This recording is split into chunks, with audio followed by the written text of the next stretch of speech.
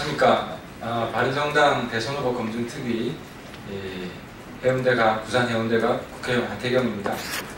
오늘은 특혜왕자, 고소왕 특혜왕자 시리즈에서 이제 특혜왕자 관련한 또 다른 충격적인 사실을 확인해서 말씀드리고자 합니다.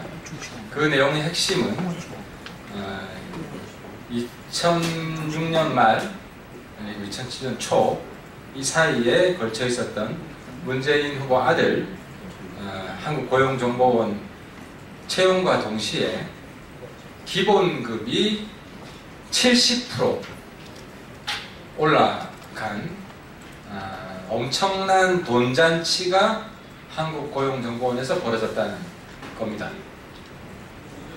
자세한 내용을 확인해 보면요.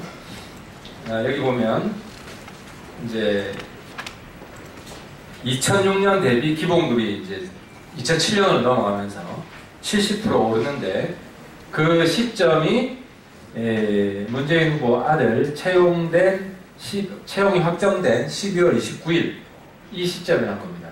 아시겠지만 채용 공고가 당시 2006년 12월 1일에서 6일 사이 됐고 이 사이에 12월 20일 날 보수를 파격적으로 인상한 이사회가 개최가 되었습니다.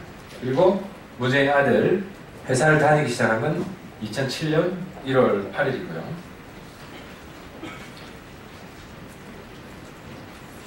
문재인 후보 아들은 당시 대졸 군필 신입자에게 적용되는 5급 3호봉의 보수를 받았습니다. 한국고용정보원이 이 본원실에 제출한 자료를 비교해보니까 2006년 대비 2007년 5급 3호봉의 기본급이 무려 70%가 인상되었다는 건데요. 한번 내용을 보겠습니다.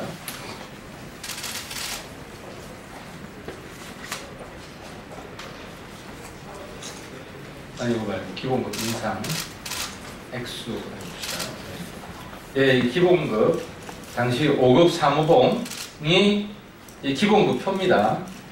2006년에는 5급 3호봉이 89만 3,800원이었던 것이 2007년에 적용된 것은 70% 인상된 152만 4,000원이었다는 겁니다.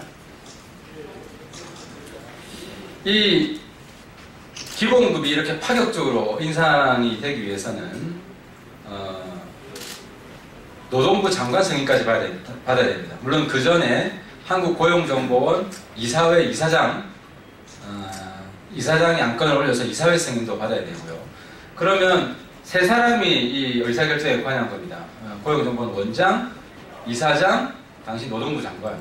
그분들이 다 누구냐 하면 다 노무현 정부의 그 핵심이었던 사람입니다. 아시겠지만 권재철 원장은 당시 원장이었고 한국고용정보원 그 당시 이사장은 그 노동부 장관했던 김대환 씨가 이사장이었고 김대환 씨 후임 노동부 장관이 바로 이상수 노동부 장관.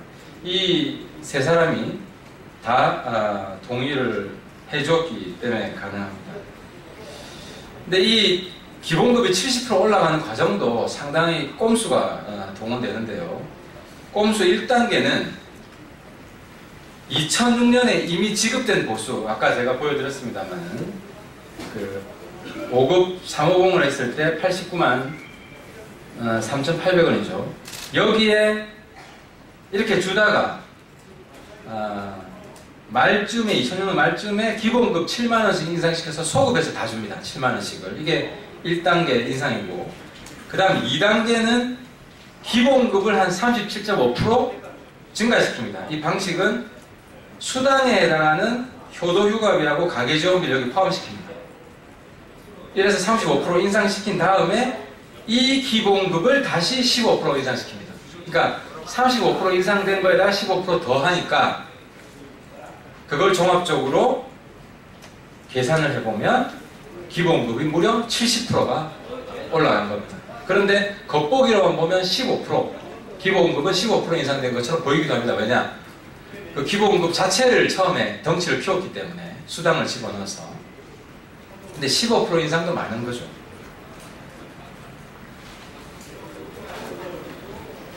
근데 이 또 다른 특혜가 있는데 그 성과급하고 업무 추진비가 들어가는 겁니다. 원래 신입사원한테는 성과급을 안 줍니다. 왜냐하면 성과급이라는 거는 최소한 1년 근무하고 그 다음 해부터 주는 거거든요. 그리고 신입사원들한테는 업무 추진비 카드를 안 주잖아요. 돈을 안 주잖아요. 그런데 문재인 아들 취직했을 때부터는 성과급하고 업무 추진비가 더 들어갑니다. 그래서 총액 440만 원이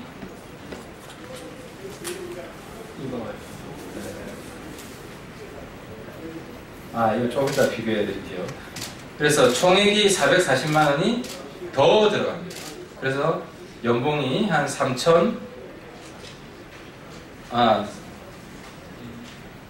3,500 정도가 되는 겁니다. 핵심은 보통 신입사원한테 주지 않는 성과급과 업무 추진비가 특혜성으로 들어갔다는 것이고, 그래서 당시 연봉 3,500 그리고 기본급 그 152만 4천 원은 어느 정도 수준이었냐? 공무원 5급 사무관보다 많습니다. 당시 행정고시 합격한 5급 사무관이 142만 7,300원이었어요. 근데 이 공공기관에 근무한 문재인 후보 아들은 이거보다 더 많은 152만 4천 원을 받았다. 그래서 일각에 그 선관에서 그랬잖아요. 공무원 5급이 아니기 때문에 이거는 가짜뉴스라 했는데, 기본급 받은 거로 보면 실제로 공무원 5급 상당 그 이상의 대우를 받았다는 것입니다. 그리고 이 액수는 그 16년차 재직 교사 기본급보다도 많습니다.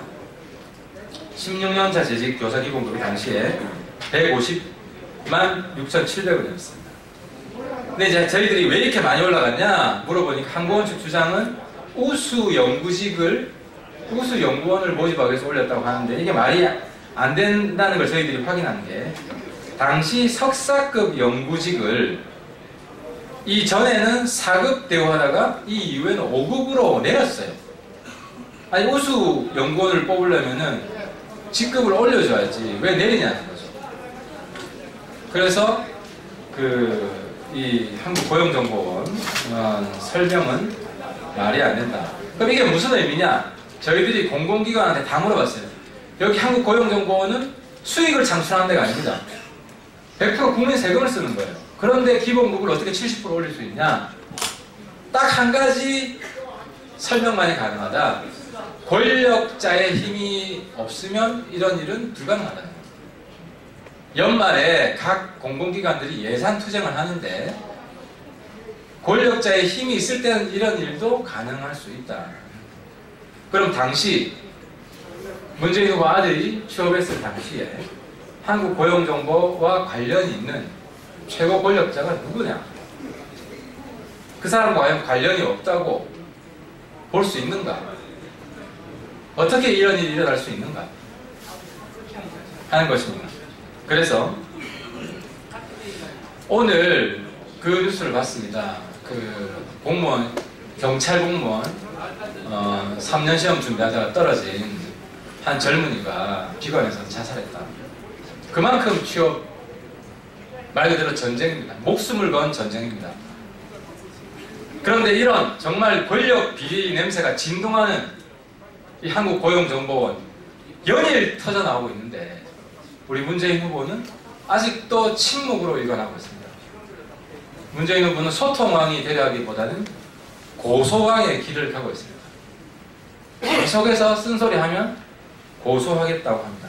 비판자들 입에 재갈을 물리기 위한 고소장을 쓸 시간에 국민의 의혹 제기에 성의는 해명 한 줄 더 쓰는 것이 나라다운 나라의 대통령 후보가 가져야 될 자세입니다.